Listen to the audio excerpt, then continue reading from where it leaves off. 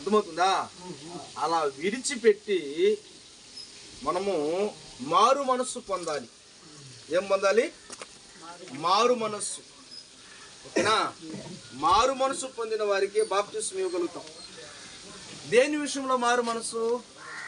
నీ పాపము విషయంలో మారు మనసు. ఇక నేను చెయ్యను పాపము. ఓకేనా? ఇందుకే యేసు ప్రభు ఈ లోకానికి వచ్చాడు.